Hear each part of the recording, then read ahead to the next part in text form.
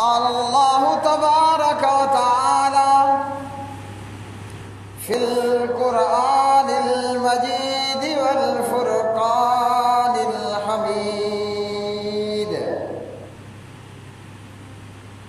الذي له ملك السماوات والأرض ولم يتخذ ولدا ولم يكن له شريك في الملك وخلق كل شيء فقدره تقديرا واتخذوا من دونه آلهة لا يخلقون شيئا وهم يخلقون ولا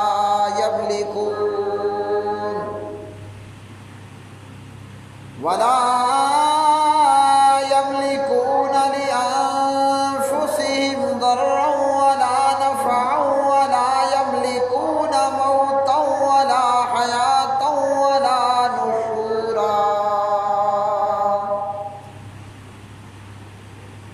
وقال النبي صلى الله تعالى عليه وسلم الدعاء هو العبادة اللهم صل على محمد وعلى آل محمد كما صليت على إبراهيم وعلى آل إبراهيم إنك حميد مجيد اللهم بارك على محمد وعلى آل محمد كما باركت على إبراهيم وعلى آل إبراهيم إنك حميد مجيد رب اشرح لي صدري ويسر لي أمري واحلل عقدة من لساني يفقهوا قولي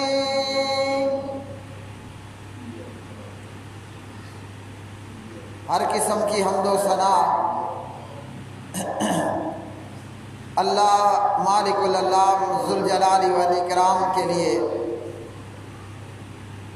بے شمار درود و سلام نبی مکرم رسول معظم محمد مصطفیٰ احمد مجتبیٰ جناب محمد الرسول اللہ صلی اللہ علیہ وآلہ وسلم کی مبارک ذات پہ، جسے اللہ احکم الحاکمین نے ساری کائنات کے لیے رہبر و رہنما، مجتبی، مصطفیٰ، مقتدی، پیشوا بنا کر مبعوث فرمایا۔ قرآن مجید فرقان حمید سورہ الفرقان کی آیات بینات۔ سورہ الفرقان یعنی وہ کتاب جو اپنے احکامات کے ذریعے سے حق اور باطل کے بیچ میں فرق کرنے والا قرآن مجید فرقان حمید ہمیں یہ بتاتا ہے کہ توحید اور شرک کے بیچ میں کیا فرق ہے، حق اور باطل کے بیچ میں کیا فرق ہے، کفر اور اسلام اور ایمان کے بیچ میں کیا فرق ہے۔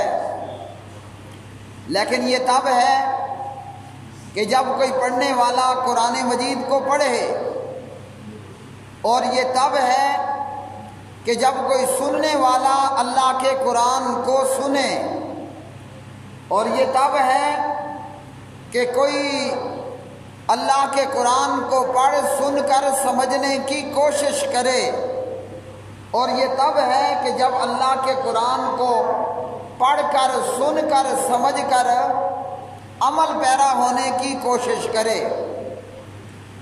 لیکن آج صورتحال کچھ یہ ہے جدید عصری علوم بے شمار موجود ہیں، اگر کوئی چیز موجود نہیں تو وہ اللہ کے قرآن کا پڑھنا موجود نہیں اور نبی علیہ الصلاۃ والسلام کے فرمان کا پڑھنا موجود نہیں ہے۔ بند کر دیں۔ اگر کوئی چیز موجود نہیں تو اللہ کے قرآن کا پڑھنا موجود نہیں، پیارے نبی علیہ الصلاۃ والسلام کی حدیث کا پڑھنا موجود نہیں ہے، ورنہ بے شمار دیگر دنیاوی عصری علوم کی برمار ہے۔ نتیجہ یہ ہے کہ آج پڑھے لکھے جاہلوں اور اجہلوں کی کوئی کمی نہیں ہے۔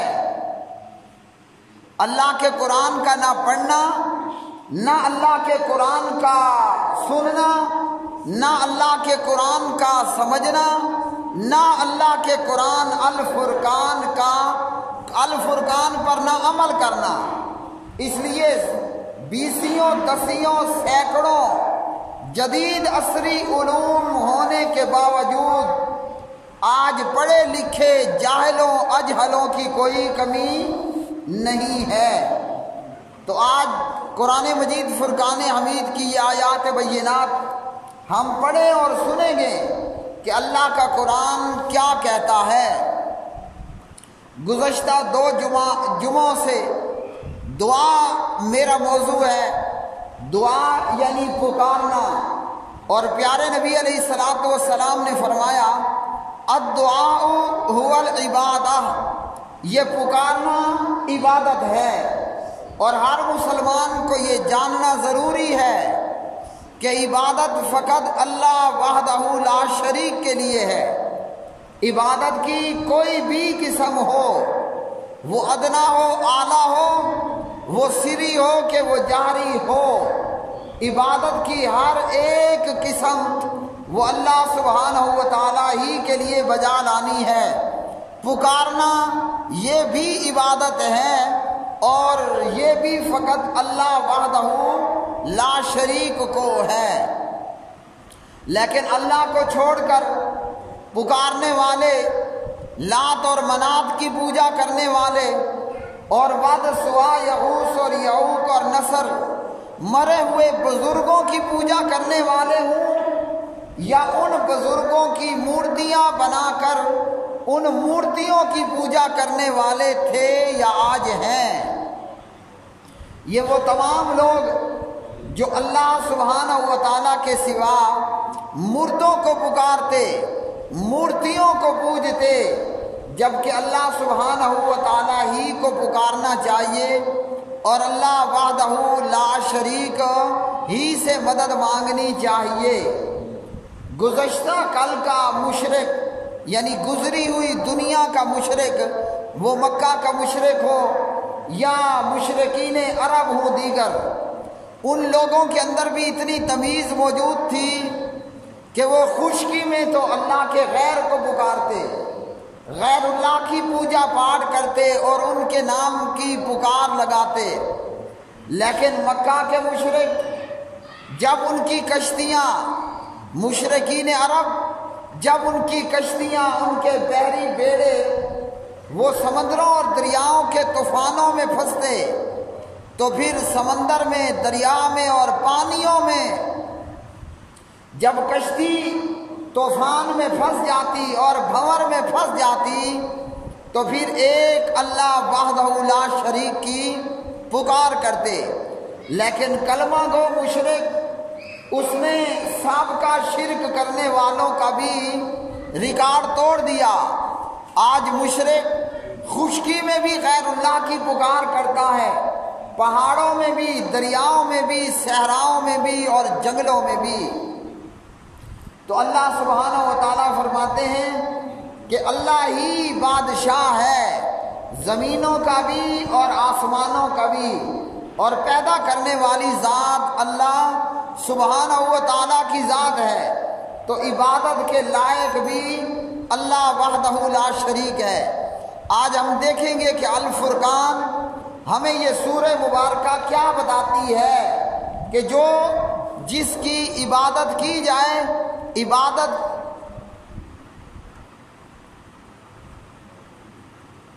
جس کی عبادت کی جائے، عبادت کے لائق وہ ہے جو ان صفات کا اور ان قوتوں اور ان طاقتوں کا مالک ہو۔ الذی لہ ملک السماوات الذی لہ ملک السماوات والارض ولم يتخذ ولدا ولم يكن له شريك في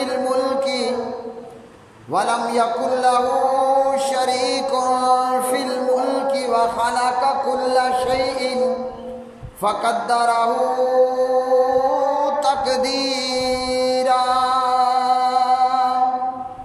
وہ ذات کے اسی کے لیے آسمانوں اور زمین کی بادشاہی ہے، اور اس نے نہ کوئی اولاد بنائی اور نہ کبھی بادشاہی میں کوئی اس کا شریک رہا، اور اس ذات نے ہر چیز کو پیدا کیا، پھر اس کا اندازہ مقرر کیا، پورا اندازہ۔ وَاتَّخَذُوا مِن دُونِهِ آلِهَةً لا يخلقون شيئا وهم يخلقون ولا يملكون لأنفسهم ضرا ولا نفعا ولا يملكون موتا ولا حياة ولا نشورا۔ اور انہوں نے اس کے سوا کئی اور معبود بنا لیے جو کوئی چیز پیدا نہیں کرتے اور خود وہ پیدا کیے جاتے ہیں، اور اپنے لیے نہ کسی نقصان کے مالک ہیں اور نہ نفع کے، اور نہ کسی کے موت کے مالک ہیں اور نہ زندگی کے اور نہ اٹھائے جانے کے۔ تو اللہ سبحانہ و تعالیٰ نے سورہ الفرقان یعنی وہ کتاب جو حق اور باطل کے بیچ میں فرق کرنے والی ہو، وہ کتاب جو توحید اور شرک کا فرق سمجھانے والی ہو، وہ کتاب جو کفر اور اسلام کا فرق بتانے والی کتاب ہو۔ اللہ رب العالمین نے اس سورہ مبارکہ الفرقان کے اندر اپنی 4 صفتوں کو بیان کیا ہے۔ اب یہ صفات اگر اللہ کے ماں سوا کسی اور میں ہیں تو ٹھیک ہے، اس کی بھی پوجا کی جائے، اور اگر یہ صفات فقط اللہ سبحانہ و تعالیٰ ہی کے پاس ہیں اور ان صفات کا حامل اور مالک صرف اللہ ہے اور یہ تمام صفتیں اللہ ہی کی صفتیں ہیں، تو پھر عبادت کے لائق بھی فقط ایک اللہ ہے۔ تو اللہ رب العالمین نے فرمایا الذی لہ ملک السماوات والارض، وہ ذات کے اسی کے لیے آسمانوں اور زمین کی بادشاہی ہے، مطلب اللہ ہی کی بادشاہی ہے آسمان میں اور زمین میں، ان کو چلانے والا فقط ایک اللہ اکیلا ہے، اور باقی سب اپنے وجود میں اور اپنی بقا میں، اپنے وجود اور اپنی بقا میں وہ جتنے بھی ہیں وہ سب اللہ سبحانہ و تعالیٰ کے محتاج ہیں۔ اب آسمانوں میں اور زمینوں میں کس کی بادشاہت ہے؟ وہ اللہ وحدہ لا شریک کی بادشاہت ہے، اور وہ اللہ شہنشاہ ہے۔ اللہ کون ہے؟ شہنشاہ ہے، بادشاہوں کا بادشاہ، بادشاہوں کا بادشاہ وہ اللہ وحدہ لا شریک ہے۔ اس لیے کسی کے لیے لفظ شہنشاہ کا استعمال یہ حرام ہے۔ جیسے کہا جاتا تھا یا اب کہا جاتا ہوگا کہیں کہ شہنشاہ عالم تشریف لا رہے ہیں، باادب باملاحظہ ہوشیار شہنشاہ عالم تشریف لا رہے ہیں، تو یہ کہنا ہی حرام ہے۔ شہنشاہ، بادشاہوں کا بادشاہ کون ہے؟ وہ ایک اللہ وحدہ لا شریک ہے۔ اور پورے عالم اور تمام عالمین کا بادشاہ کون ہے؟ وہ فقط اللہ وحدہ لا شریک ہے۔ کوئی ہوگا کہیں 4 صوبوں کا وزیر اعظم ہوگا، کوئی کہیں پر جناب 25 صوبوں کا صدر مملکت ہوگا، لیکن بس ایک محدود ایریے تک ایک بارڈر ہے، اور اس باؤنڈری کے اندر اس کی وزارت عظمیٰ ہے، یا جناب اس کی صدارت ہے، یا اس کی گورنری ہے، یا اس کی امارت ہے، یا اس کی خلافت ہے۔ ایک محدود باؤنڈری کے اندر اور ایک محدود ایریے کے اندر محدود ہو کر۔ تو اللہ سبحانہ و تعالیٰ کون ہے؟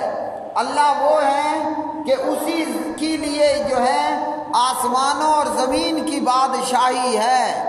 آپ آسمانوں میں بادشاہی کس کی؟ وہ اللہ ہی کی۔ اور پوری زمین میں بادشاہی کس کی؟ وہ اللہ وحدہ لا شریک کی۔ دنیا کی بادشاہیاں ایک تو محدود ہیں، اور ایک یہ کہ یہ بادشاہ ہے، کل یہ فقیر ہوگا، آج یہ بادشاہ ہے، کل یہ کنگلا ہوگا، کل یہ کسی قید خانے کی کوٹھڑی کا قیدی ہوگا۔ تو اللہ ہی کو پکارنا چاہیے۔ کیوں؟ کہ اللہ سبحانہ و تعالیٰ ہی کے لیے ہے آسمانوں اور زمین کی بادشاہی۔ جب آسمانوں کی بادشاہی اللہ کے پاس، جب زمینوں کی بادشاہی اللہ کے پاس، اور اس بیچ میں اور اوپر نیچے جو ساری کائنات، اس کا خالق کون؟ فقط ایک اللہ، اور اسی اللہ اکیلے کی بادشاہی ہے۔ تو تمام خزانوں کا مالک بھی اللہ، مانگنا بھی اللہ وحدہ لا شریک سے ہے۔ پھر اللہ سبحانہ و تعالیٰ نے اپنی دوسری صفت کا ذکر کیا، فرمایا وَلَمْ يَتَّخِذْ وَلَدًا، اللہ نے کوئی اولاد بھی نہیں بنائی۔ اب یہ صفت اللہ کے ماں سوا میں ہے؟ کوئی نہیں ہے۔ اللہ کون ہے؟ لم یلد ولم یولد، وہ پروردگار وہ ہے کہ کوئی اس کی اولاد نہیں، اس نے اولاد نہیں جنی، نہ وہ جنا گیا ہے۔ اللہ کا سوا، اللہ کا غیر جو بھی ہے، وہ اولاد بھی ہے اور والد بھی ہے، وہ ولد بھی ہے اور وہ والد بھی ہے۔ جو بھی اللہ کا غیر ہے، وہ ولد بھی ہے، اولاد بھی ہے، وہ مخلوق ہے، وہ پیدا کیا گیا ہے۔ اگر کسی ایک کے اندر یہ ہو کہ وہ کسی کی اولاد نہ ہو، یعنی اس کا نہ باپ ہو نہ اس کی ماں ہو، جیسے آدم علیہ السلام، نہ ان کا باپ تھا اور نہ ان کی والدہ تھی، لیکن وہ خود مخلوق تھے، اللہ کے پیدا کیے ہوئے تھے۔ اسی طرح اس آیت میں اللہ نے یہودیوں اور عیسائیوں دونوں کا رد کر دیا۔ یہودیوں نے کہا کہ عزیر اللہ کا بیٹا، اور عیسائیوں نے کہا کہ عیسیٰ اللہ کا بیٹا۔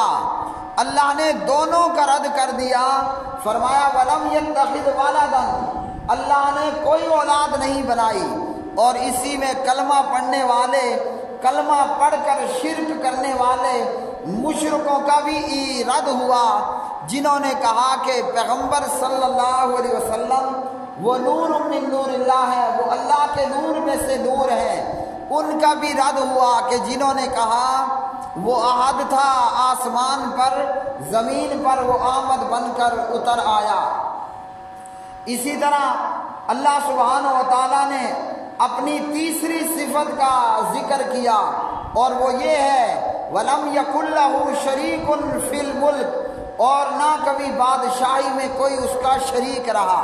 ہر بادشاہ کے ساتھ وزیروں کی ایک پوری فوج ہوتی ہے، جو مملکت کو چلانے کے لیے اس کے معاون ہوتے ہیں، مددگار ہوتے ہیں۔ وزیر اعظم ہو، اس کی ایک لمبی چوڑی کابینہ ہوتی ہے، اور بے شمار وزیر اور وزراء ہوتے ہیں۔ اللہ سبحانہ و تعالیٰ کون ہے؟ وَلَمْ يَكُنْ لَهُ شَرِيكٌ فِي الْمُلْكِ، اور نہ کبھی بادشاہی میں کوئی اس کا شریک رہا۔ اللہ اکیلا ہی حقیقی سچا معبود ہے، بادشاہ ہے، اور بادشاہوں کا بادشاہ شہنشاہ ہے۔ اسی طرح فرمایا وَخَلَقَ كُلَّ شَيْءٍ فَقَدَّرَهُ تَقْدِيرًا، اللہ نے ہر چیز کو پیدا کیا، آدم کا پیدا کرنے والا بھی اللہ اور محمد رسول اللہ صلی اللہ علیہ وسلم کا پیدا کرنے والا بھی، تو ہر چیز کو اللہ نے پیدا کیا اور اس کا ایک اندازہ مقرر کیا، پورا اندازہ۔ یہ اللہ سبحانہ و تعالیٰ کی چوتھی صفت ہے کہ اللہ وحدہ لا شریک وہ خالق ہے، اور اللہ کا ما سوا وہ کوئی بھی ہے وہ مخلوق ہے۔ وہ فرشتوں کا سردار جناب جبریل علیہ السلام ہوں، یا وہ انسانوں کے سردار جناب محمد الرسول اللہ صلی اللہ علیہ وسلم ہوں، سید ولد آدم جناب محمد الرسول اللہ صلی اللہ علیہ وسلم، باقی سب مخلوق ہیں، اور اللہ سبحانہ و تعالی وہ خالق ہے، وہ اللہ مالک ہے۔ ان تمام کے باوجود کرنے والوں نے کیا کیا؟ غیر اللہ کی پکار کرنے والے، غیر اللہ کو معبود بنا لینے والے، انہوں نے اللہ کے ما سوا کو الہ بنایا، معبود بنایا اور اس کی عبادت کی۔ اب اللہ ان جھوٹے معبودوں کی نفی کرتے ہوئے بیان فرماتا ہے لا يخلقون شيئا وهم يخلقون، یہ جو اللہ کے سوا معبود بنا لیے گئے ہیں، فرمایا یہ کوئی چیز پیدا نہیں کرتے بلکہ یہ تو خود پیدا کیے جاتے ہیں۔ اب ان کی جو ہے وہ کمزوری اور ان کو معبود بنانا جھوٹ پر مبنی ہونا، وَلَا يَمْلِكُونَ لِأَنفُسِهِمْ ضَرًّا وَلَا نَفْعًا، اپنے لیے کسی نہ نقصان کے مالک ہیں اور نہ نفع کے مالک ہیں۔ اگر کوئی خود اپنے نقصان کا مالک نہیں ہے، وہ چاہے جناب جبریل ہو یا جناب محمد الرسول اللہ صلی اللہ علیہ وسلم ہو، وہ جناب عزیر علیہ السلام ہوں یا جناب عیسیٰ علیہ السلام ہوں، فرمایا نہ اپنے لیے نقصان کے مالک ہیں اور نہ اپنے لیے نفع کے مالک ہیں۔ تو جو خود کے نفع اور نقصان کا مالک نہ ہو، وہ کسی کا نقصان کیسے پورا کرے گا؟ وہ کسی کو نفع کیوں کر دے سکے گا؟ اور فرمایا وَلَا يَمْلِكُونَ مَوْتًا وَلَا حَيَاةً وَلَا نُشُورًا، وَلَا يَمْلِكُونَ مَوْتًا وَلَا حَيَاةً وَلَا نُشُورًا، نہ کسی کی موت کے مالک ہیں، نہ زندگی کے مالک ہیں، اور نہ ہی اٹھائے جانے کے مالک ہیں۔ اب اللہ وحدہ لا شریک نے کیا فرمایا؟ جن کو یہ اللہ کے سوا پوجتے ہیں، نہ یہ زندگی کے مالک ہیں، نہ یہ نفع کے مالک ہیں، اور نہ یہ اٹھائے جانے کے مالک ہیں، لیکن جنہوں نے اللہ کے ما سوا غیر اللہ کو پوجا، ان بدبختوں نے کیا کہا؟ ان بدبختوں نے یہ کہا کہ میری کشتی پار لگا دینا اے مولا علی، اے شیر خدا۔ جنہوں نے اللہ کے غیر کو پوجا، انہوں نے کہا کہ میری کشتی پار لگا دینا اے مولا علی، اے شیر خدا۔ یہ قوالی گانے والا اور یہ جناب نعتیں پڑھنے والوں کی یہ نعتیں ہیں جو آپ کو اس خطبہ جمعہ کے اینڈ پر ویڈیو کی صورت میں انشاءاللہ مل جائیں گی۔ تو مشرک کہتا ہے حضرت علی کو میری کشتی پار لگا دینا اے مولا علی، اے شیر خدا، اور اسی طرح کہتا ہے میرا خالی کاسا بھر، کیا کہتا ہے؟ کہتا ہے کہ مشکل کو میری حل کرو مشکل کشا علی، مشکل کو میری حل کرو مشکل کشا علی۔ پھر ایک اور ظالم کہتا ہے کہ سرکار غوث اعظم نظر کرم خدا را، یعنی عبد القادر جیلانی رحمۃ اللہ علیہ کو پکارا جا رہا ہے، حضرت مولا علی علیہ السلام کو پکارا جا رہا ہے۔ اور ایک اور ظالم کہتا ہے مشکل پڑے تو یاد کرو دستگیر کو، حالانکہ مشکل میں یاد کس کو کرنا ہے؟ اللہ وحدہ لا شریک کو یاد کرنا ہے۔ لیکن ظالم قوال کیا کہتا ہے؟ مشکل پڑے تو یاد کرو دستگیر کو، بغداد والے حضرت پیران پیر کو۔ مشکل پڑے تو یاد کرو دستگیر کو، بغداد والے حضرت پیران پیر کو۔ اور اللہ کے ماں سوا یہ مردوں کو پکارتا ہے اور کہتا ہے کہ یہی غوث ہے مردوں کو زندہ کرنے والے۔ حالانکہ اس آیت الفرقان کی آیت میں اللہ نے کیا فرمایا؟ وَلَا يَمْلِكُونَ مَوْتًا وَلَا حَيَاةً۔ یہ قرآن مجید فرقان حمید کی آیات بینات ہیں۔ سورہ الفرقان کی آیت فرمایا جنہیں اللہ کے ماں سوا یہ پوجتے ہیں وہ موت کے مالک بھی نہیں ہیں اور زندگی کے مالک بھی نہیں ہیں، لیکن کیا کرتے ہیں؟ یہ اللہ کو چھوڑ کر غیر اللہ کو پوجنے والے، ڈھکوسلا چھوڑنے والے، گھڑنتو لگانے والے، جھوٹ بولنے والے، اللہ کے قرآن کو چھوڑ کر بدعتوں کے پیچھے پڑنے والوں نے جھوٹے قصے بنا رکھے ہیں۔ پیر عبد القادر جیلانی رحمۃ اللہ علیہ، ان کے حوالے سے بے شمار جھوٹے قصے بیان کیے جاتے ہیں۔ کہا کہ پیر عبد القادر جیلانی وہ دریا کنارے جا رہے تھے، دیکھا کہ دریا کے کنارے پر ایک بوڑھی اماں بیٹھی رو رہی ہے۔ عبد القادر نے پوچھا کہ اے بڑھیا تو کیوں رو رہی ہے؟ یہ جھوٹا واقعہ، من گھڑت گھڑنتو واقعہ، اور اس واقعے کو ہم سن کر اللہ کے قرآن کو جب پڑھیں اور پوچھیں تو قرآن مجید بتاتا ہے کہ موت اور حیات کا، زندگی اور موت کا مالک کون ہے؟ ایک اللہ وحدہ لا شریک ہے۔ تو اس بوڑھی عورت نے عبد القادر جیلانی سے کہا کہ 12 سال پہلے کا واقعہ ہے، 1 نہیں 2 نہیں 10 نہیں 12 سال۔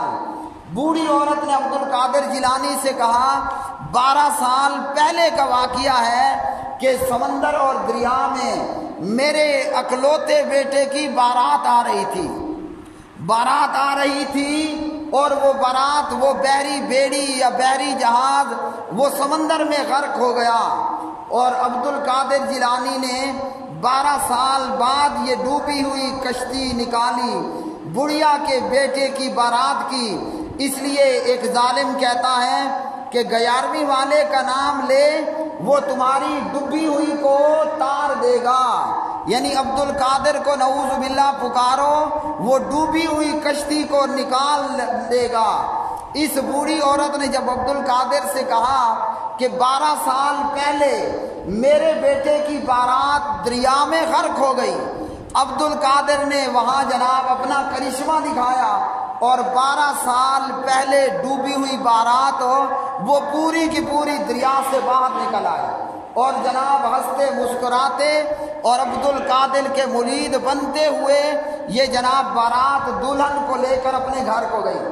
اب دیکھیے کتنا بڑا ڈھکوسلا ہے، کتنا بڑا جھوٹ ہے کہ 12 سال پہلے کشتی ڈوبی تھی، اور عبد القادر کے کہنے پر 12 سال پہلے صرف وہ بڑھیا کا بیٹا وہ دولہا نہیں، صرف وہ دولہنی نہیں، بلکہ پوری کی پوری بارات جو دریا غرق ہو چکی تھی، جنہیں جناب مچھلیاں کھا چکی ہوں گی، جنہیں جناب جو ہے وہ دیگر مخلوق، پانی کی مخلوق کھا چکی ہوگی، 12 سال عبد القادر کے کہنے پر اور عبد القادر کے کرنے پر وہ ڈوبی ہوئی کشتی باہر نکلی اور پوری کی پوری بارات زندہ سلامت دریا کے کنارے کے باہر آ گئی۔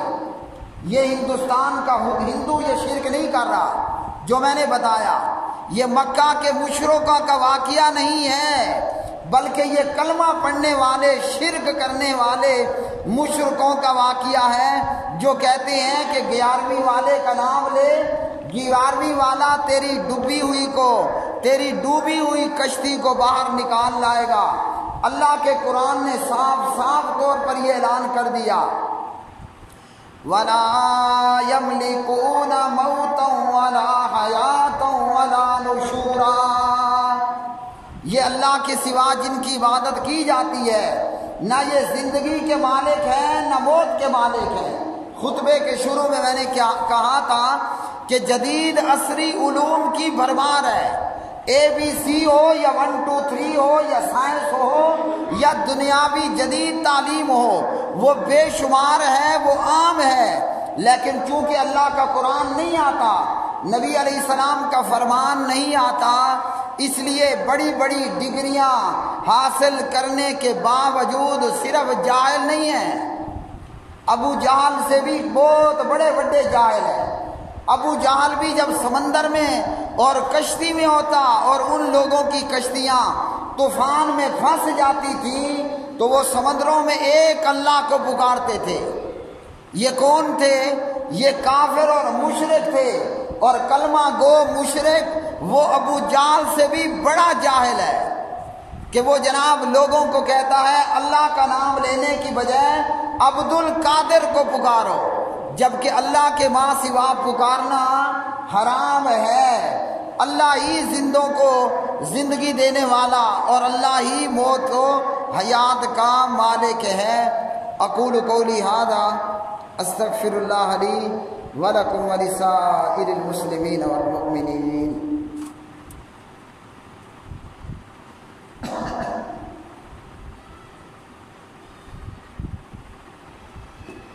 ان الحمد للہ نحمده ونستعینه ونستغفره ونعوذ